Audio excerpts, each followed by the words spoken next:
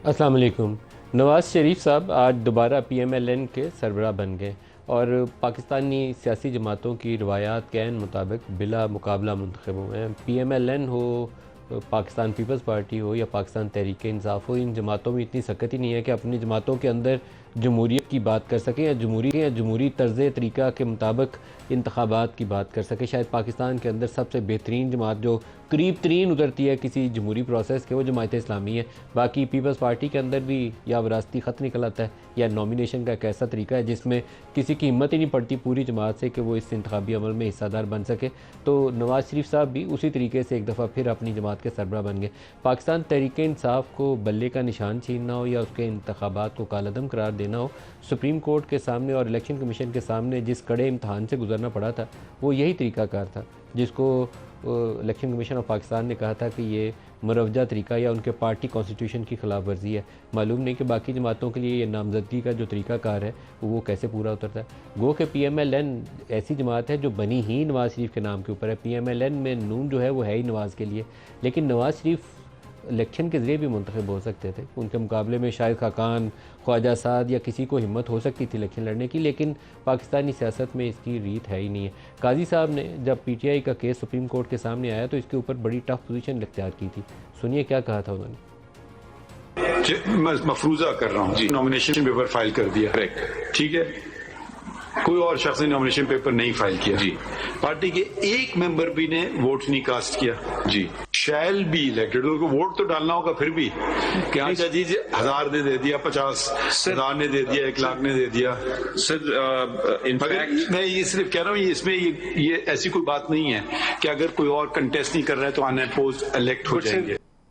अब ये सवाल क्या सुप्रीम कोर्ट पीएमएलएन से पूछेगी और पीपल्स पार्टी से पूछेगी? बल्ले का निशान छीनना मेरे तो ख्याल में सुप्रीम कोर्ट का सही फैसला नहीं था। मैं इसके ऊपर बेशुमार दफ़ा अपनी राय का इजहार कर चुका हूँ कि एक पूरी सियासी जमात को जमहूरी प्रोसेस से, इलेक्टोरल प्रोसेस से बाहर कर देना दुरुस्त फैसला नहीं हो सकता। अगर कोई टेक्निकल फ्लॉज थे, जो होंगे यकीनन, मैं उसको क्वेश्चन ही नहीं करता, तो उसके लिए उनको मौका दिया जाना चाहिए था कि भाई ये टेक्निकल फ्लॉ है, जाओ हफ्ते में 5 दिन में ठीक करके आ जाओ, नहीं तो ये मसला पेश आएगा। पूरी जमात को ही बात कर दिया, बल्ले के निशान के बगैर जाओ। और फिर जो लड़के आ गए उसके साथ हमने क्या किया, उसके साथ ये किया कि अब तेरे पास बल्ले का निशान तो है नहीं, बताओ किस जमात में जाओगे। उन्होंने कहा सुन्नी इत्तेहाद में चले गए। फिर उन्होंने कहा तुम्हारी रिजर्व सीटें ही नहीं है, रिजर्व सीटें बाकी जमातों में बांट दो। पाकिस्तान में हम जो कुछ करने की कोशिश कर रहे हैं ना, दुरुस्त नहीं कर रहे। नवाज़ शरीफ साहब ने आज बहुत से हवाले दिए माजी के, जहाँ इस्टेब्लिशमेंट की मुदाखलत का तज़किरा करते हुए उन्होंने कहा कि 1947 से ही पाकिस्तान में यही कुछ होता आ रहा है, और वो बात उनकी गलत नहीं थी। लेकिन नवाज़ शरीफ का एक अपना अलमिया यह है कि वो एक सियासी बयानिया बनाने की कोशिश करते हैं, लेकिन उस सियासी बयानिया बनाते बनाते डर के सहम के चुप करके बैठ जाते हैं। ये कमज़ोरी जब तक वो अपनी ओवरकम नहीं करेंगे ना, तब तक वो सियासत में अपनी जगह नहीं बना सकते। इमरान खान ने कुलियन कोर्स अपनाया था, वो एक रास्ता मुफाहमत का अपना सकते थे, लेकिन उसने टकराव का रास्ता अख्तियार किया। जिनके कंधों पे बैठ के 2011 से सियासत कर रहा था, उन्हीं को जाके पकड़ लिया कि नहीं भाई छोड़ूंगा ही नहीं तुम्हें, तुम मीर जाफ़र हो, तुम मीर सादिक हो, तुमने मेरी हुकूमत गिराई है। पाकिस्तान में सियासत में इमरान खान की एंट्री, उसका राइज़ अक्टूबर 2011 में लाहौर के जलसे से, और फिर उसका वज़ीर-ए-आज़म बनना, सब के पीछे, और वो सुप्रीम कोर्ट के फ़ैसले हों या दूसरी अदालतों के जहाँ बाकी सियासी जमातों को डंडे पड़े और इमरान खान को शाबाशी मिली, सब के पीछे इस्टेब्लिशमेंट का हाथ था। तो उसी जमात ने जब उनको आंखें दिखाई तो फिर जो कुछ हमारे सामने है उसी का नतीजा है। लेकिन नवाज़ शरीफ के लिए एक इससे भी बड़ा इम्तहान ये है कि नवाज़ शरीफ का आगाज़ भी उसी रास्ते से था। 80 की दहाई में जनरल जिलानी या जनरल ज़िया के साथ उनके सफ़र का आगाज़ होता है। फिर आईजीआई बनवाएगी पीपल्स पार्टी को इक़्तिदार से बाहर रखने के लिए। किसी ज़माने में दरमियान में जब ये इक़्तिदार से बाहर हो जाते थे तब इनको जमहूरियत याद आती थी। लेकिन एक वो बयानिया जिसके ऊपर ही जम के खड़े हो जाएँ, कहें कि नहीं आइंदा से मैंने इस्टेब्लिशमेंट के कंधों पर नहीं बैठना। जब इनको 2017 में सुप्रीम कोर्ट के और बाकी फ़ैसलों से बाहर निकाला गया, और वो यकीनन इस्टेब्लिशमेंट और जुडिशरी का गठ छोड़ता, उसमें कोई और चीज़ नहीं थी, इसको नहीं निकाला जाना चाहिए था। उस वक्त उन्होंने वोट को इज़्ज़त दो का नारा लगाया, लेकिन लंदन से जब पाकिस्तान वापस आना था तो फिर वो बयानिया भूल गया। फिर चुपके से आके वो उस रास्ते से केस माफ़ कराए जिस रास्ते से इनको सज़ाएं हुई थी। वो सज़ा वाला रास्ता भी दुरुस्त नहीं था, माफ़ी वाला रास्ता भी दुरुस्त नहीं था। तो आज तकरीर के अंदर उन्होंने दोबारा एक बड़ी पावरफुल पोजीशन इख्तियार की है और माजी के हवाले दिए कि कैसे धरना हुआ था, कैसे लंदन प्लान बना था, जनरल ज़हीरुल इस्लाम का क्या रोल था। और मैं इसके ऊपर मेरी राय है कि जनरल ज़हीरुल इस्लाम की जब ये हुकूमत में थे पीएमएलएन वाले 2013 से 18, उस वक्त धरने से पहले इनकी गुफ्तगू आईबी ने रिकॉर्ड कर ली थी और वो प्राइम मिनिस्टर के पास गुफ्तगू पेश की गई, जिसके नतीजे में इन्हें पता चला कि इस तरह की कॉन्स्पिरेसी है हुकूमत को डिसलॉज करने के लिए। पीटीआई और पैट का इत्तेहाद करवाया जा रहा है और इस काम के लिए लंदन में कोई मुलाकात हुई थी और उसी मुलाकात का और उस मुलाकात का अहवाल भी और उनको कोट कर रहे हैं कि उनके अपने जनरल ज़हीरुल इस्लाम के अल्फाज के अंदर ये बातें उन्होंने कही कि हमने दो बाकी जमातों को तो आजमा लिया है, अब पाकिस्तान तहरीक इंसाफ का नाम नहीं लिया। उस गुफ्तगू के अंदर उन्होंने कहा तीसरी कुव्वत को लाना है, जिसको नवाज शरीफ साहब ने कहा कि वो तीसरी कुव्वत जो है वो पीटीआई थी और यही वो अंपायर की उंगली है जो इमरान खान जलसों में बार बार जिसका तज़किरा करते रहे। सुनिए नवाज शरीफ ने आज कहा क्या। साकिब निसार मुझे जिंदगी भर के लिए मुस्लिम लीग की सदारत से हटा दिया था, ये वापस लेके आए। साकिब निसार का फैसला रद्दी की टोकरी में डाल दिया गया। पाकिस्तान की खुशहाली सिर्फ 4-5 लोगों ने छीन ली। इमरान चले जाते हैं लंदन और वहां पर जाके वो लंदन प्लान बनता है धरनों का। एक अपना वो जर्नैल साहब थे, एक मौलाना साहब आए थे कनाडा से, इन सब ने मिलके प्लान बनाया कि जी नवाज शरीफ की हुकूमत को खत्म करना है। मेरे पास एक बंदा भेजा गया कि नवाज शरीफ साहब आप इस्तीफा दें और घर जाएं। जो लंदन गए थे जर्नैल ज़हीरुल इस्लाम, वो कहते हैं कि हमने मुख्तलिफ पार्टियों को ट्राई किया, हमने तीसरी फोर्स को अलाउ किया। ये तीसरी फोर्स जो है वो आप नहीं थे। प्राइम मिनिस्टर हाउस के सामने धरना हो रहा है और वो कह रहे हैं कि नवाज शरीफ हम तुम्हारे गले में रस्सा डालकर खींचकर बाहर लेके आएंगे। क्या यही वो अंपायर की उंगली नहीं थी जिसके इमरान बार बार जिक्र करता है, अंपायर की उंगली? क्या आप लोगों को थोड़ी बहुत शर्म आती है या नहीं आती? नवाज शरीफ ने जितनी बातें कही एज ए जर्नलिस्ट मैं कह सकता हूँ कि बिल्कुल हकायक हैं। इसमें से कोई ऐसी चीज़ नहीं है जिसके अंदर उन्होंने मसाला डाला हो। यही हकायक हैं जिनके ऊपर उनका वो बयानिया मुझे क्यों निकाला बना था। लेकिन मुझे क्यों निकाला के बाद दोबारा इस्टेब्लिशमेंट से जफ्फी डाल के 8 फरवरी के इंतखाबात में जिस तरीके से शहबाज शरीफ की हुकूमत बनी, नवाज शरीफ अगर उससे गुरेज करते, कहते कि नहीं मैं 8 फरवरी को हार चुका हूँ, मेरी हुकूमत नहीं बननी चाहिए, तो फिर वो बयानिया इनका जानदार रहता। लेकिन शायद उनको अभी भी उस बयानिया की तलाश है जिसके तहत वो PMLN की पंजाब में रिवाइवल कर सकें। लंदन से आते हुए इस तरह का एक बयानिया उन्होंने शुरू किया था, लेकिन इतनी परेशानी हुई कि शहबाज शरीफ को जहाज़ पर बिठाया गया रातों रात और नवाज शरीफ को कहा गया कि इस बयानिया के साथ वापस आना है तो फिर आपको लाहौर में वार्म वेलकम मिलने की तवक्को ना रखिएगा, वैसे ही आइएगा, जेल जाना पड़ेगा। नवाज शरीफ ने उसके बाद दोहराया ही नहीं वो बयान। सुनिएगा क्या कहा था उन्होंने।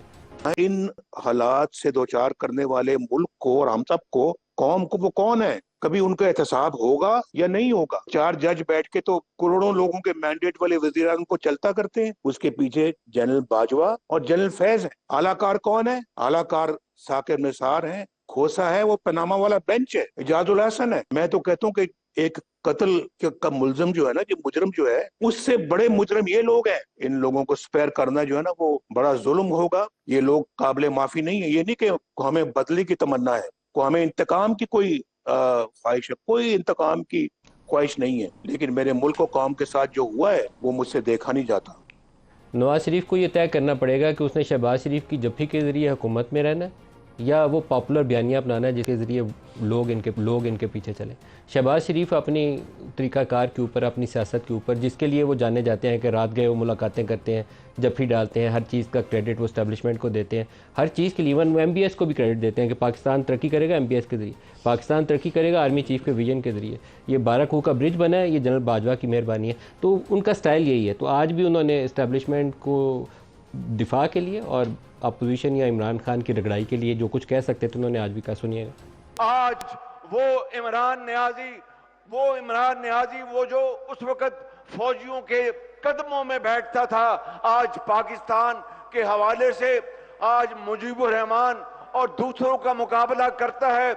मैं इमरान नियाजी आपको बताना चाहता हूं, वो वीडियो अगर इस स्क्रीन पे अगर आज चल जाती कि लंदन में आपने बैठकर पाकिस्तान की फौज और अफसरों और जवानों और शहीदों और गाजियों के बारे में जो आपने जहर उगला था और ऐसी जुबान इस्तेमाल की थी कि कोई और होता तो शायद जुबान काट देता। इमरान नियाजी, चेहरा आपका मकरूह चेहरा पूरी कौम के सामने है। जो आज प्रोग्राम में हमारे साथ शुरू हैं शेख वकास अकरम साहब हैं और मोहसिन शाहनवाज रांझा साहब हैं। दोनों को खुशामदीद कहूँगा। शेख वकास साहब, नवाज़ शरीफ ने आज जिस लंदन प्लान का जिक्र किया वो 100% दुरुस्त है, उसके अंदर एग्जेजरेशन नहीं है। तो आप सब में फ़र्क क्या है? कौन सी जमात है जो फ़र्क करेगी कि हमने ये रास्ता अपनाया नहीं था? देखिए नदीम भाई, मैं तो इस बात से नहीं एग्री करूँगा कि 100% दुरुस्त है। जिस तरह उन्होंने वो लुकमान को कोट किया और वो सारी मुलाकातों का जिक्र किया। वो कह सकते हैं, उनको हक है, वो कहते रहे, बट इसका ये मतलब नहीं है कि हमने उनकी इस राय से इत्तफाक करना है। माजी में जो आपका असल सवाल है, मैं उसकी तरफ आ जाता हूँ टाइम ज़ाया किए बगैर। माजी में इस मुल्क में बहुत सी जमातों से गलतियाँ हुई हैं और बहुत सी जगहों पे पॉलिटिकली लोग इनकरेक्ट भी हुए हैं और बहुत सी जगहों पे ऐसे फैसले हुए हैं जो नहीं होने चाहिए थे। उसकी वजह से उन जमातों ने उस वक़्त भी और बाद में भी उसके खुमियाजे भुगते हैं। उसमें कोई एक जमात नहीं है, उसमें बहुत सारी जमातें हैं। मगर मैटर ये करता है कि कौन सी जमात उससे सीखती है, कब सीखती है, कितना अरसा वो गलती बार बार बार बार दोहराती है। मैं ये समझता हूँ कि इस मुल्क में सियासी पार्टियों ने और सियासी पार्टियों के लीडरों ने एक सी गलतियाँ की है और बहुत दफ़ा की है। मगर मैं दोबारा कहूँगा कि उससे सीखा कौन है और कौन सीख रहा है। ये आपका दावा है कि आपने सीखा है। मेरा ख्याल है कि आप अभी उसी रविश पे हैं जिसमें किसी ज़माने में 2011 से आपने आगाज़ किया था। अभी भी आप इस्टेब्लिशमेंट मैं की आपसे बातचीत सर एग्री नहीं करता इस बात पे, मैं आपसे एग्री नहीं करता। मैं ये समझता हूँ कि हम तो पहली दफ़ा अपोजिशन में आए हैं, एक दफ़ा हमें हुकूमत मिली, ये तो 35 साल हुकूमतें करते रहे हैं। जनरल जिलानी से ले के ज़ियाउल हक तक, ज़ियाउल हक से ले के मुशर्रफ से खुफिया मुलाकातों तक वज़ीर आज़म साहब अभी जो गुफ्तगू कर रहे थे और जर्नैलों की कहानियाँ सुना रहे थे। IGI, ठीक है जी, IGI कर लें, 9 सितारे देख लें आप। और उसके बाद अब जनरल बाजवा की तारीफ़ें, मियाँ साहब जलसे में जनरल बाजवा साहब को क्या कहते रहे और वज़ीर आज़म बन लंदन भी के क्या कहे थे और वज़ीर आज़म जनरल बाजवा के बारे में क्या कहते रहे। सर, आप में फ़र्क क्या है? आप में कोई फ़र्क ही नहीं है। आप बिल्कुल वही रास्ते पे हैं जिस पे नवाज शरीफ है, कभी राइट को, कभी लेफ़्ट को, कभी गुड कॉप, कभी बैड कॉप। सुबह इमरान खान कहता था जलसे के अंदर जनरल बाजवा, मीर जाफ़र और मीर सादक है। रात को प्रेसिडेंट हाउस चोरी छुपे मुलाकातें करता था। आरिफ अलवी को पैगाम रसानी के लिए आर्मी हाउस पिंडी भेजा था। प्रेसिडेंट स्पेशल जहाज़ पे कराची से बुलाया जाता था, आर्मी हाउस पिंडी जाता था मुलाकात करने के लिए। बिल्कुल वो तरीकाकार है जो जमहूरियत करीब तरीन नहीं है। मैं ये समझता हूँ कि अपनी सियासत के हवाले से खान साहब ने जो बेहतर और मुनासिब समझा वो किया। ये जमहूरियत नहीं है और नहीं, इसका किसी मुलाकात के खुफिया होने से गैर जमहूरी होने का कोई ताल्लुक नहीं है। गैर जमहूरी रास्ता वो होता है जब आप रात को छुप के जफ्फी डाल के हुकूमत गिराते हैं और जफ्फी डाल के हुकूमत बनवाते हैं। आप दोनों जमातें, नून लीग भी और आप भी इसी रास्ते से आए भी और गए। मैं ये समझता हूँ कि माजी की गलतियों को भूल के हम ये समझते हैं कि इस वक्त जो हमारा किरदार पाकिस्तान की सियासत में है और जिस तरीके से हमारा कायद इस वक्त डटा हुआ है, ना आज से पहले को लीडर किसी जमात का डटा और ना किसी ने जेल में रहना पसंद किया। लोग जहाज़ मंगा के भाग जाते थे, लोग वैसे बॉन्ड लिख के चले जाते थे।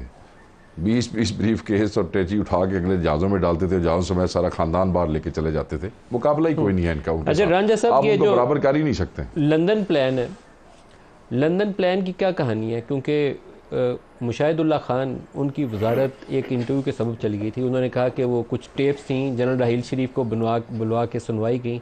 तो उसके बाद मुशाहिदुल्लाह खान, अल्लाह उनकी मग़फ़िरत फरमाए, वो वजारत से उनकी छुट्टी हो गई। कुछ आपकी हुकूमत कार्रवाई नहीं कर सकी, ना पहली, ना दूसरी, ना अव्वली, ना पीपल्स पार्टी वाली। PTI ने तो खैर करना क्या था, PTI तो उस वक्त बेनिफिशरी के साथ खड़ी थी। देखिए बात यह है नदीम साहब, ये तारीख़ है लेकिन ये काफ़ी तल्ख़ तारीख़ है। और इसके बीच में अगर आप कार्रवाई की बात करते हैं तो नवाज़ शरीफ साहब ने ये कार्रवाई कई दफ़ा आगाज़ कराने की कोशिश की और जैसे जैसे वो कार्रवाई आगाज़ हुई तो लंदन प्लान भी वहाँ से तैयार हो गया। आपको जनरल मुशर्रफ के मैं मुकदमे की तरफ लेके जा रहा हूँ जो उनके ख़िलाफ़ मुकदमा बनाया गया था।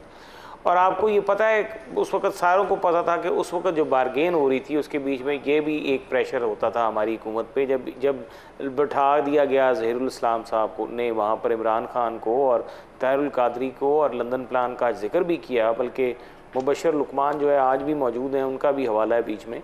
तो नवाज़ शरीफ ने तो अमली तौर पे ये कोशिश की और हमारी जमात ने कि जिन लोगों ने माजी में आइन की खिलाफ वर्जी की है, चाहे वो जो कोई भी हैं, तो उनके खिलाफ कार्रवाई का आगाज़ होना चाहिए। और वो मुशर्रफ क्या कोशिश थी जो जनरल ज़हीरुल इस्लाम के खिलाफ की गई हो? जनरल राहील शरीफ से जब मुलाकात होती है प्राइम मिनिस्टर की और वो टेपों का जिक्र किया जाता है, उसका फॉलोअप क्या था उस मुलाकात का? देखिए जो उसका फॉलोअप था वो ये था कि ज़हीरुल इस्लाम साहब का जो वो टेपों का सारा जो मेरे इल्म में बात है उसके बीच में यही था कि वो जब सारी इन्फॉर्मेशन आई तो उन्होंने कहा था कि वो खुद एक्शन लेंगे और गालिबन उन्होंने उसके हवाले से कई उन्होंने इक़दामात भी किए और वो जो भी इक़दामात किए वो सारे उनको पता है कि उसके बाद इस्लाम साहब जो थे उनको जाना पड़ा। देखिए उनको जाना पड़ा, वो फौज के अंदर जो उनका एक अपना जो उनके अपने अंदरूनी थे उन्होंने क्या नवाज वो शरीफ रिटायर साहब को होके इस नहीं बात गए? की यकीन दहानी भी कराई थी जब सारी टेप्स वगैरह उनको सुनाई क्यों गई मलिक थी, साहब? तो उनका रिटायर जो होके भी गए? इंटरनल मेरा नहीं ख्याल है प्रोसेस कोई भी के एक्शन हुआ तहत उनके खिलाफ कार्रवाई थी। लेकिन एक और भी मैं आपको बात बताता हूँ, देखें जब भी वो एक्शन, आप उस एक्शन की बात करें, मैं उससे बहुत बड़े एक्शन की तरफ आपका इशारा दिला रहा हूँ कि जो मुशर्रफ के खिलाफ एक्शन था वो भी तो नवाज शरीफ ने किया था। और आज ये शेख वकास साहब की जमात ही तो वो जमात है जिसने मुशर्रफ के खिलाफ मुकदमा जो था उसको ख़त्म कर दिया। इन्हीं के लोगों ने जाके वहाँ पे बयान दिए, इन्हीं की हुकूमत में इनकी काबीना से मंजूरी हुई, इन्होंने उस फैसले को, हर चीज़ को ख़त्म कर दिया। तो कम से कम ये हम पे तनकीद ना करें कि इन्होंने ये काम किया। और ये तो है ही पैदावार उसकी जनरल ज़हीरुल इस्लाम की। आपके दो इल्जाम रिसेंट पास में दो बड़े इल्जाम थे, मैं आता हूँ आपकी तरफ साहब। एक पहला इल्जाम था जनरल ज़हीरुल इस्लाम ने धरने करवाए हैं, और आपका उससे भी बड़ा इल्ज़ाम ये था कि अक्टूबर 2011 से इस्टेब्लिशमेंट ने, जनरल शुजा पाशा का आप नाम लेते थे, कि उसने पीटीआई को खड़ा किया है। जनरल ज़हीरुल इस्लाम ने उसको परवान चढ़ाया धरनों के जरिए और उसको सपोर्ट किया। फिर जनरल फैज़ ने उसकी 2018 की हुकूमत बनाई और जनरल बाजवा ने, और फिर उसी के जरिए सारी मैनेजमेंट हुई। तीनों के खिलाफ आप कार्रवाई कर सकते थे। अभी भी जनरल फैज़ की रिटायरमेंट के वक्त भी आप लोग पावर में थे, आप एक्शन कर सकते थे, आपने नहीं किया कुछ भी। और छुपे छुपे डरे डरे बयान देने के बाद आप गायब हो जाते हैं, दोबारा जिक्र नहीं करते। तो इस तरीके से तो आप सियासत नहीं कर सकते। देखिए, जहाँ तक आप सियासत की बात कर रहे हैं, ये जितने भी इन चीज़ों का मुकाबला किया है हमने किया, और बुरी चीज़ों से भी गुजरे हैं। और आज जेल में हर जगह पे नवाज शरीफ साहब ने तो बताया था कि जनरल फैज़ ने ये किया है। आपको पता है नवाज शरीफ साहब ने जब जनरल बाजवा का और जनरल फैज़ का नाम लिया था और बताया था ओपनली कि ये सारी साजिश जो है, आज जो ये बार बार कह रहे हैं और फौज के ऊपर ये तनकीद कर रहे हैं, ये जो तनकीद कर रहे हैं, लंदन में जिक्र किया था आके, तब से आज तक दोबारा दोहराया नहीं है। 1 साल हो चला उस बयान को। शेख वकास साहब, पहली बात तो ये है, मैं बड़ा वाज़ेह अपने भाई को मैं नहीं, इसी मुंह से तनकीद कर रहे हैं और आप इसको सुने, क्योंकि इसी मुंह से हम आपको बहुत से इलेक्शन हरा के आए हैं। इसी मुंह से बनाए हुए जो उस वक्त आपके वालिद साहब हमारे साथ थे, शेख साहब एमएनए बैठे हैं, आपके वालिद साहब हमारे साथ थे, मुझे याद है 2013-18 में, मुझे याद है, और नून लीग की टिकट पे जीत के आए थे। बिल्कुल याद है अजीब, मुझे याद है। अल्हम्दुलिल्लाह मैंने आपकी हुकूमत में ही उनसे कहा कि ना तू जान छुड़ा लो, अगे अल्लाह नू भी जवाब देना जे अपनी सानू कबर और दुनिया खराब करने की लोड़ नहीं, इस वास्ते तुहानू टाइम नाल छड़ गया सा। एक गल इत्थे मुक्की जे। नंबर 2, दूसरी बात यह है, मेरे भाई ने जिक्र किया जनरल ज़हीर का। जनरल ज़हीर के पास जिस वक्त गए कि टेपे निकल आई तो फलान हो गया, अपने ही वजीर नू फारिग कीता उन्होंने, अपने वजीर नू फारिग कीता। अब ये यहाँ बैठ के बातें कर रहे हैं जनरल ज़हीर की। और जनरल ज़हीर के बाद, जनरल ज़हीर अपनी वर्दी में थे, जनरल ज़हीर फौजी थे, जनरल ज़हीर सरकार के मुलाजिम थे। अगर जनरल ज़हीर ने अपनी नौकरी के दौरान कोई ऐसा गैर आइनी काम किया कि जमहूरी हुकूमत को डिसलॉज करने की कोशिश की और वज़ीर आज़म से इस्तीफ़ा मांग लिया, लैंड एक्शन जनरल ज़हीर दे उत्ते। गैर आइनी काम था, करें केस। इस वक्त भी इनका वज़ीर आज़म है, क्यों नहीं केस करते हैं? जनरल फैज़ पे भी कर सकते हैं, जनरल फैज़ पे करें केस। उस वक्त भी इनकी हुकूमत ही, आज भी जनरल बाजवा पे करें केस, करें ना केस। नाम भी नहीं लिया, सिर्फ कहानियां सुनाने के लिए रह गए, सिर्फ लोगों को तकरीरें करने के लिए रह गए। वापस कैसे आए मियां नवाज शरीफ, मुझे बताएं। जप्पी डाल के भेजने वाला कौन था और लाने वाला कौन है? आज तो उन्होंने तकरीर में कह दिया ना कि इनको खुश हो लेने, सुन लो, भेजने वाला कौन, इन्होंने खुश रहने दो, इन्होंने खुश रहने दो कि जी ये मुझे वापस लेके आए। वो वापस लेके आए थे। कैसी बातें करते हैं। अवाम को सब पता है, ये मेरा भाई है मोहसिन, अवाम को सब पता है। हम टीवी पे बैठ के लोगों को पागल नहीं बना सकते। अगर हमसे को माजी में गलतियां हुई हैं तो बड़ी बात यह है कि हम उन्हें कबूल कर लेना चाहिए और आगे का फैसला करना चाहिए। नवाज शरीफ को किसने भेजा? इन्होंने ही भेजा और यही वापस आए। किसने लेके आए?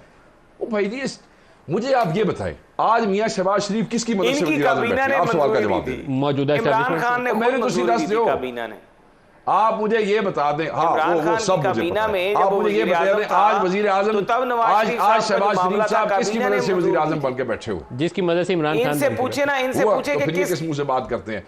आज आप सदर बने हैं, आप ये बताएं कि आपने तो भाई आप किस मुंह से फौज पे इलेक्शन कर रहे हैं परफॉर्मेंस की सी? आप ये पूछें ना मैं आप ये पूछें मैं तो जनाब दी परफॉर्मेंस की सी। इलेक्शन ने तुहाडे नाल होया की? तुसी इतने साफ सुथरे और इतने परफॉर्मेंस वाले लोग सो, तो अवाम ने आपको वोट क्यों नहीं दिए? आपको वोट चोरी क्यों करने पड़े? आपको जाली 47 क्यों बनाने पड़े? इतने जो आप मुल्क के लिए अच्छे थे, बताइए अदारों के साथ अच्छे थे। बताइए रांझा साहब, ये सही सवाल है, मैं इनको जवाब बिल्कुल दूंगा। देखें मेरी बात सुने, इनको अगर फॉर्म 47 की इतनी तकलीफ है तो अदालतें खुली हैं, जाएं अदालतों में, इनको कौन रोक रहा है? हमारा जज आज जो तुसी कर रहे हो मैं दसा तो किस तरह के मेरा अपना मेरे अपने जो है हल्के में 52 जो ने अपना खत नहीं रखा मेरे अपने हल्के में, उसके अलावा मेरे हल्के में अपने के साथ अब जजों ने खत नहीं लिखा, रिटायर्ड जज लगा दिया, ये जो आया जज उस वक्त सोए पड़े थे, रिटायर्ड जज जो उस वक्त जज सोए पड़े थे जब नवाज शरीफ की और पूरी पार्टी के खिलाफ जो मुकदमा चल रहे थे। तो कानून अगर चेंज, आपने जो नैब का कानून 8 फरवरी को आपके साथ क्या हुआ? देखें, तो हमारे खत्म करने पे 8 फरवरी को क्या हुआ? इमरान खान ने 90 दिन मुशर्रफ के थे। मुझे बोलने दे इमरान खान ने किस मुंह पे इमरान खान ने किस मुंह से 90 दिन के जो लॉ को चेंज की? इनकी जमात तो अपनी हुकूमत गिराने के ऊपर राजी हो गई थी, कहते हैं हम 90 दिन का कानून नहीं चेंज करेंगे। आज ये 14 दिन को किस तरह दफा करें? क्योंकि आज इनकी फेवर में 14 दिन सारी करप्शन और चोरियां डकैतियां करके आज इनकी चोरियां और डकैतियां जो आज सारा सामने आने लगी हैं। इनको पता नैब में इनके खाते खुलने लगे हैं, गोगी के, बुशरा बेगम के, इनके अपने सारियां पार्टियां आज ये रो रहे हैं।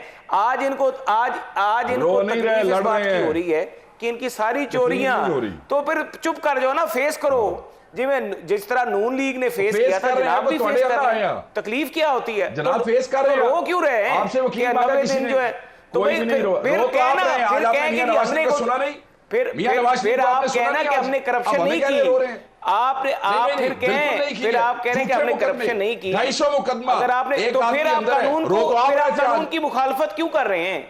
आप कानून की मुखालफत क्यों कर रहे हैं? अगर आपने करप्शन नहीं किया और आपका दामन साफ है तो फेस करें मुकदमात को जाके। आप लोगों की जब ब्रेक ले लें, ब्रेक ले लें, ब्रेक ले लें, ब्रेक को बात हमारे साथ रहिएगा।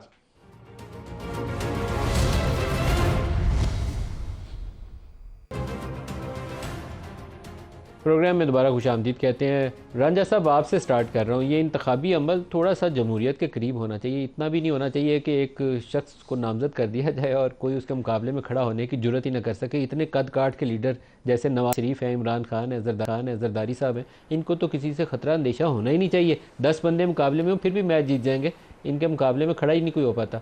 ये क्या दुरुस्त है? देखिए, नवाज शरीफ साहब के मुकाबले में कौन बंदा खड़ा होगा? किस बंदे की उतनी काविशें हैं इस जमात के लिए कि हम में से कोई भी बंदा अपने आप को ये समझे कि हम नवाज शरीफ के कैंडिडेचर के मुकाबले में हमारी ये हैसियत है कि हम नवाज शरीफ के मुकाबले में कागजात नामजदगी जमा कराएं। जिस बंदे ने अपनी जमात को शुरू करके लेके जिस मकाम तक वो लेकर आए, नवाज शरीफ साहब के ऊपर तो नवाज शरीफ साहब के मुकाबले में तो मेरे ख्याल से हमारी सियासी जमात में कौन इतना समझता है कि उसका इतना सियासी सफ़र है, उसका इतना सियासी तजर्बा है, उसकी इतनी सियासी खिदमात हैं, उसका इतना सियासी फ़लसफ़ा जो है वो रहा है, जिसके इतने तजर्बात हों और जिसने इतनी सियासी अजियतें और कुर्बानियाँ और जेलें बर्दाश्त की हों, जिसने अपने प्यारों के जनाजे जो है उनको कंधा भी ना दे सका और कई दफ़ा बिस्तरे मर्ग पे छोड़ के वो आया हो। ये सर वो सारी ज़्यादतियाँ सही होंगी, मैं बिल्कुल इनकार नहीं कर रहा। क्या सियासी जमातों के अंदर जमहूरियत का ये तकाजा नहीं है कि इंतखाबी अमल से गुजरा जाए? बिल्कुल गुजरा जाए, और ओपन था हाउस। हमारे इलेक्शन कमीशन ने कल सुबह अपना दफ्तर खोल ही रखा है। ये इंतखाबी अमल का मजाक है। जनरल परवेज मुशर्रफ ने जो बहुत सारी इंतखाबात के अंदर ये जो हमारे कॉन्स्टिट्यूशन के अंदर तब्दीलियाँ कर दी थी ना, वो 17वीं तरमीम के ज़रिए आइन का हिस्सा बनाई गई थी। उसमें से एक शिक ऐसी थी जो सियासी जमातों में इंतखाबात के मुतल्लिक थी, और उस एक शिक को आप लोगों ने 18वीं तरमीम में उस सारी चीज़ें मान ली थी पीसीओ ऑर्डर की, सिर्फ उस एक शिक को निकाल दिया था कि सियासी जमातों के अंदर इंतखाब करना जो था इलेक्शन के अंदर कॉन्स्टिट्यूशन के अंदर पाबंद कर दिया गया था। तो शेख वकास अकरम साहब, आपका तो इंतखाबी अमल इलेक्शन कमीशन ने और सुप्रीम कोर्ट ने हटा दिया था। काजी साहब ने कहा था कि कैसा इलेक्शन? आपको याद है कि इंट्रा पार्टी इलेक्शन की जो हमारी पिटीशन थी उसके अंदर काजी फायज ईसा साहब ने कहा था कि ये जो बिला मुकाबला इलेक्शन होता है ये तो कोई इलेक्शन उन्होंने कहा कोई नहीं हुआ। उन्होंने कहा कोई नहीं हुआ। तो मेरे भाई अगले दिन मोहसिन भाई है मेरा, बैठा था उस दिन मेरे साथ परसों एक टीवी पे, तो ये अदालत की ऑब्जर्वेशन को बड़ा वो कह रहे थे कि मुकद्दम है, मैं तो एक ऑर्डिनेंसेस के खिलाफ गया था, मगर क्योंकि अदालत ने ये कह दिया, अभी मैंने प्ले किया उनकी तो वो मैं अपने भाई से ये पूछना चाहता हूँ कि हुण तो चीफ जस्टिस ऑफ पाकिस्तान ने भी कह छड़िया, जो इनके तासुरात अपने लीडर के बारे में है वो ये बजा है कहने पे, इनके लीडर हैं वो कह सकते हैं, तारीफें कर सकते हैं, मगर हुण दसो चीफ जस्टिस का की करिए? दसो जी। देखिए बात सुने, मैं दसना बिल्कुल शेख खास भाई है। देखें, बात यह कि जो इलेक्शन एक्ट में तरीक़ाकार गिवन है जिसके तहत सियासी जमातों में इंतखाबात होते हैं, अगर उस तरीक़ाकार को हमने पूरा फॉलो किया है, प्रोसेस को पूरा फॉलो किया है, जो टाइम लाइन्स दी गई उस टाइम लाइन्स को फॉलो किया है, उस टाइम के वक्त के दौरान इलेक्शन कमीशन जो है CWC के इजलास के बाद से लेके जनरल कौंसिल के इजलास तक जो इलेक्शन कमीशन कायम हुआ उसने मुतलका तमाम सर ये ऐसे ही इंटरेस्टेड लोगों को ये सर दरखास्तें जमा अब आप हमें कहानी बता रहे हैं आप। अगर हमारी मतलब सुप्रीम कोर्ट मुकदम है या एक्ट की शिके मुकदम है, ये तो बता दें। देखें, नहीं बिल्कुल कानून मुकदम है, ये भी आपको बता दूं कि कानून मुकदम है, कोई अदालत मुकदम नहीं होती जितना कानून मतलब मुकदम काजी साहब ने गलत कहा इसका मतलब। तो सुप्रीम कोर्ट का काम है। नहीं, मैं ये नहीं कह रहा, मैं ये कह रहा हूँ, आपने कहा कि कानून मुकदम है कि अदालत मुकदम है, मैंने कहा कानून मुकदम है, क्योंकि अदालत ने तो कानून को हॉकी का मैच होता था ना, अदालत ने कानून बनाना नहीं है। हॉकी का मैच होता था किसी जमाने में जब हम वर्ल्ड चैंपियन बनते थे, ओलंपिक चैंपियन बनते थे, तो हमारा वो समीउल्लाह और कलीमुल्लाह होते थे, समीउल्लाह से कलीमुल्लाह, कलीमुल्लाह से समीउल्लाह, तो शहबाज शरीफ से नवाज शरीफ, नवाज शरीफ से शहबाज शरीफ आपस में खेलते जा रहे हैं। राजी साहब, आप लॉ के स्टूडेंट हैं, आप लॉ के स्टूडेंट हैं। There is something called common law. अदालतें जो फैसले करती हैं जो नहीं लिखा होता वो भी लॉ बन जाता है, उसे कॉमन लॉ कहते हैं। देखें, बिल्कुल आप सही कह रहे हैं, एक कॉमन लॉ और एक कॉमन सेंस है। कॉमन सेंस ये कहती है कि एक बंदे को एक अदालती फैसले के जरिए नाजायज तरीके से, जो कि बाद में फैसला जो बिल्कुल जो उस वक्त फैसला साकिब निसार ने किया, उस फैसले को बाद की अदालतों ने गैर कानूनी फैसला करार दिया। उस बंदे को तो चाहिए कि वो डेफेमेशन का सूट फाइल करके का फैसला गलत था, अगर बहस ही नहीं हो रही, अगर की बात हो रही है मेरे भाई, अगर का फैसला गलत था उसके ऊपर बहस ही नहीं हो रही, उसके ऊपर बहस नहीं हो रही। आपके तो सियासी जमात के सरवर बनने का जो इलेक्शन का प्रोसेस है उसके ऊपर बात हो रही है। बता रहा हूं, देखें सर, आप नहीं इलेक्शन का प्रोसेस तो हमने इलेक्शन एक्ट के बिल्कुल मुताबिक किया। एक इलेक्शन एक्ट की जो सेक्शन है उसको हमने इंप्लीमेंट किया है। कहीं पे हमने एक छोटा सा जो कहते हैं ना एक डॉट का भी, किसी सियासी जमात का भी तरीकाकार जो है एक वर्ड का भी। शेख वकास सर, मैंने वो हॉकी की मिसाल इसलिए दी है कि ये दोनों भाई आपस में वैसे खेल रहे हैं। शहबाज शरीफ से नवाज शरीफ, नवाज शरीफ से शहबाज शरीफ, और हसन सरदार ने गोल कर दिया। वो मरियम नवाज शरीफ की अखीर में बारी आ जाती है, वो चीफ मिनिस्टर बन जाती है। हमजा साहब के साथ भी इन्होंने, हमजा साहब तो छुट्टी होगी ना जी, इनकी पार्टी का मामला है सर। मैं देखें, ये इसी सारे खेल के अंदर ये समझते हैं, जैसे तकरीर में मियाँ साहब ने कहा, मैंने पढ़ा कि बहुत तरक्की जो है वो हो रही है इस वक्त पाकिस्तान में, महंगाई कम हो रही है। मियाँ नवाज शरीफ ने कहा तकरीर में, मैंने टिकर्स देखे कहीं पे, तो मैं हैरान हो गया हूँ कि ये आपस में मैच खेलते खेलते ये भूल गए हैं कि अवाम किस अजियत का शिकार है, अवाम किस कर्ब का शिकार है। बिजली के बिलों में उनकी का हशर हो गया है। गंदम का किसान मेरे भाई के ज़िले में भी, मेरे ज़िले में भी, पूरे पंजाब के ज़िलों में, और आई एम श्योर कि मोहसिन शाह नवाज जो है वो किसानों के लिए बात करेगा, तबाह हो गया है। मतलब 3900 कीमत करके 2200 भी नहीं बिकती पई इसलिए कणक छाड़ी। ठीक है जी, पानी के क्या हालात हैं कई ज़िलों के अंदर, फिर टैक्स बंदियाँ क्या हो रही हैं। उसके बाद जो नए सदर हैं इनके, आज वो कहते हैं कि महंगाई घट रही है। ये 1.5 साल मुश्किल का है, अगले 3 साल में पता नहीं इस मुल्क में कौन से दूध और शहद की नहरें। इस तरह नहीं होता। जब आप बहुत देर आपस में मैच खेलते रहते हैं और फिर गोल भी आ जाके आपके घर ही आता है, तो फिर आप समझते हैं कि एवरीथिंग इज़ ऑल, वो एक यूटोपियन चीज़ें आपको नज़र आती हैं, क्योंकि आपके लिए तो हर चीज़ ठीक होती है, क्योंकि आप हकीकी नुमाइंदे नहीं हैं लोगों के।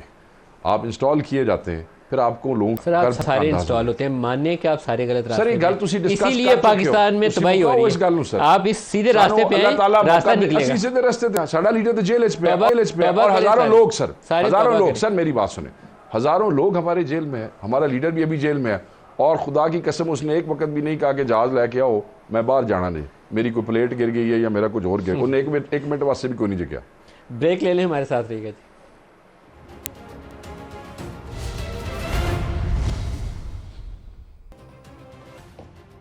प्रोग्राम में दोबारा खुशामदीद कहते हैं। बहुत ज़्यादा इस्टेब्लिशमेंट और फ़ौज का तज़किरा हो रहा है, तो हमेशा फ़ौज को ये कहना चाहिए कि आप सियासत में मुदाखलत न करें, और सियासतदानों को एक वर्किंग रिलेशनशिप जो पाकिस्तान की सिक्योरिटी मामलात के हवाले से या रीजनल सिक्योरिटी के हवाले से, वहाँ पे उनके साथ इंगेजमेंट भी बरकरार रखनी चाहिए। लेकिन फ़ौज के लिए कुछ ऐसी स्कीम नहीं अपनानी चाहिए जिससे अवाम में और फ़ौज के दरमियान में वो ट्रस्ट गैप आ जाए, उसके अंदर फासला बढ़ जाए। आजकल PTI के सोशल मीडिया अकाउंट से आर्मी चीफ़ की तस्वीरों समेत कुछ ऐसी चीज़ें सामने आई, और कुछ ट्वीट्स इमरान खान के अपने पर्सनल ट्विटर हैंडल से सामने आई, जिसके ऊपर एक नई कंट्रोवर्सी है, क्योंकि मेरा नहीं ख्याल है कि किसी बड़े लीडर को, इवन नवाज शरीफ को, सर्विंग आर्मी चीफ जो यूनिफॉर्म में सर्विंग ऑफिसर है उसके लिए कुछ ऐसा कहना चाहिए, या इमरान खान को कुछ ऐसा कहना चाहिए जिसके लिए आर्मी चीफ का जो ऑफिस है उसकी जो तकरीम है वो कंप्रोमाइज़ हो रही है। Same is for prime minister and other constitutional officers. उसके ऊपर अभी बैरिस्टर गौहर ने एक वजाहत दी है। शेख वकास साहब, जो आर्मी चीफ की तस्वीरें छाप के अगर सोशल मीडिया अकाउंट से पीटीआई इमरान खान वाले अपने ऑफिशियल ट्विटर हैंडल से और या पीटीआई के जो ऑफिशियल अकाउंट है उसके ज़रिए जारी किया जाए, टिक मार्क पर आपका जो अपने अकाउंट से, तो उसका क्या मतलब है? देखें, वो जिस ट्वीट का आप बात कर रहे हैं जिसमें उन्होंने हमीदुर रहमान कमीशन के उसके अलावा भी तस्वीरें भी आर्मी चीफ। हाँ, मैं आपको बताता हूँ। वो ब्रीफली उन्होंने ये मेंशन किया है कि 70s के इवेंट से कर कौन रहा है इमरान खान के ट्विटर। मैं आपको बता रहा हूँ जी कि 70s के इवेंट से वो किया क्यों गया है और उसमें क्या है। ये जो ऐसे ही लोग आउट ऑफ कॉन्टेक्स्ट इसको ब्लो कर रहे हैं, जो हमने समझा हमारी अकल के मुताबिक जो हम समझते हैं हम आपको बता देते हैं। आगे हर किसी की अपनी राय है, जो मुझे मर्जी कहता फिर। 70s का जिक्र किया ताकि लोग हिस्ट्री से गाइडेंस लें और मुस्तकबिल में इस किस्म के जो उस किस्म का इमरान खान का ट्विटर हैंडल कौन इस्तेमाल कर रहे हैं? ऑब्वियसली कोई ना कोई तो कर रहा होगा जी। और ये जो आर्मी चीफ की तस्वीरें आ रही हैं पीटीआई ऑफिशियल से और इमरान खान के अपने ट्विटर हैंडल से, देखिए वो जो भी इमरान खान साहब की डायरेक्शंस थी वो किसी इदारे के ख़िलाफ़ नहीं थी। वो जो भी इमरान खान साहब की डायरेक्शंस थी वो आर्मी चीफ के ख़िलाफ़ नहीं थी। उन्होंने जो वाज़े अल्फाज कहे थे वो ये कहे थे कि आप ज़रूर हमीदुर रहमान कमीशन पढ़ें ताकि आर्मी चीफ की तस्वीरें लगाकर अगर कोई तज़हीक में तबसरा किया जाता है तो देखिए मैं ये समझता हूँ कि तज़हीक अमेज़ तबसरा चाहे मुल्क का वज़ीर आज़म हो, चाहे मुल्क का साहब किसी बड़ी पार्टी का लीडर हो, चाहे मुल्क का आर्मी चीफ हो, चाहे मुल्क का चीफ जस्टिस हो, तज़हीक किसी की भी नहीं करनी चाहिए। आप बताइए रांझा साहब, क्योंकि आप लोगों ने कुछ पंजाब के अंदर मुहत्तक इज़्ज़त वाला कानून अपनाया है, एक नया पास किया है, बड़ा कंट्रोवर्शियल लॉ है। आई होप कि आप उसको रिपील कर दें।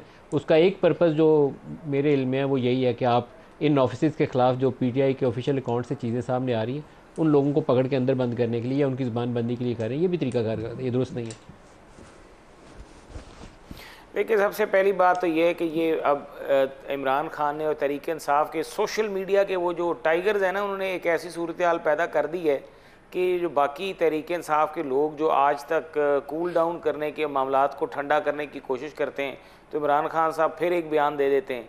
ये जाके को मामलात को पाँवों पकड़ के माफ़ी शाफ़ी मांगने की पोजीशन में जाते हैं, तो साथ ही फिर वो जो है उधर से एक चक्का चलता है कि जनाब मेरी बीवी को जो है वो जहर दिया जा रहा है तो उसके लिए जो आर्मी चीफ जो हैं वो ज़िम्मेदार होंगे। ऐसे गैर ज़िम्मेवाराना स्टेटमेंट जब दे दिए जाते हैं और बाद में जब मेडिकल टेस्ट रिपोर्ट आती है तो पता लगता है कुछ भी नहीं था, तो उस वक़्त इतने बड़े एक लीडर की तरफ से इतने गैर ज़िम्मेवार किस्म के स्टेटमेंट। और मैं इनसे एक बात पूछूंगा कि वो जो ये इनको 1971 था, इनको 2018 के इलेक्शन में, 2013 के इलेक्शन में जब ये उधर पाशा साहब के साथ आगे पीछे होते थे, ज़हीरुल इस्लाम के साथ खेल कूद रहे होते थे, जनरल फैज़ के साथ, तो उस वक़्त इनको वो पुराना बांग्लादेश वाला और हमीदुर रहमान के जो मामलात थे और जो ये मुजीबुर रहमान उस वक़्त भूल गया था, तो आज इनको याद आ गया बिकॉज आज इनको मतलब वो जो इनकी अपनी कारस्तानी है वो सारी इनके सामने आ गई हैं। तो या तो फिर वो सारे के सारी कंटिन्यूटी हो ना। मलिक साहब बात ये मेरे भाई ने अभी बात की और बुशरा बीबी पे जहर के हवाले से बात की। मेरे ख्याल में इन्हें ये बात नहीं करनी चाहिए थी, नामुनासिब है,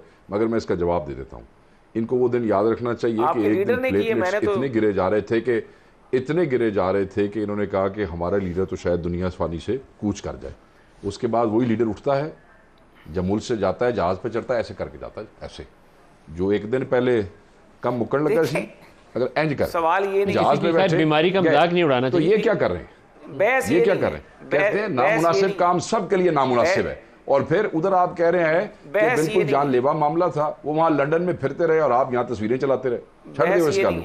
दूसरा जो इन्होंने मुजीब का जिक्र किया, मेरे भाईजान मैं तो थोड़ी गल बोलिया ही नहीं, मैं थोड़ी गल बोलिया ही नहीं, बहस तुसी कर ले जो थोड़ी वारी है, मैंने अगर इजाजत दे दो, अगर जनाब बुरा ना बनान तो मैं गल जल्दी से कह देता। मैं सिर्फ ये कहना चाहता हूँ, इन्होंने मुजीब का जिक्र किया कि ज़हीरुल इस्लाम याद नहीं था, जनरल फैज याद नहीं था, तो जदों मियाँ नवाज शरीफ साहब कह रहे सन कि जनाब मैनू मुजीब बनने ते मजबूर ना किया जाए, है ना आपके पास क्लिप, अगर चला दें तो शायद इनके लिए पीटीआई वालों ने उसका मजाक उड़ाया। सुन अलग मुझे ये बताया जाए कि जिस वक्त ये कह रहे थे मुझे मुजीबुर रहमान बनने पे मजबूर ना किया जाए, जनरल जिलानी, जनरल ज़ियाउल हक, अपना जनरल बाजवा, आपका क्या उसे कहते हैं जनरल, उसका नाम मेरे ज़हन से निकल गया, ये सारे जर्नैल और इनके साथ राब्ते शाब्ते इनको भूल गए थे।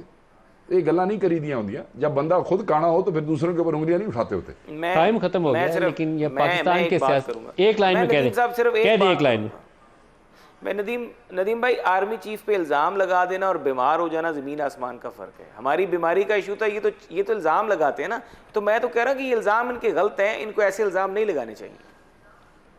मोहसिन शाहनवाज, रांझा असकरम साहब, दोनों का बहुत शुक्रिया। आज के लिए इतना ही इजाज़त दीजिए। अल्लाह हाफ़िज़।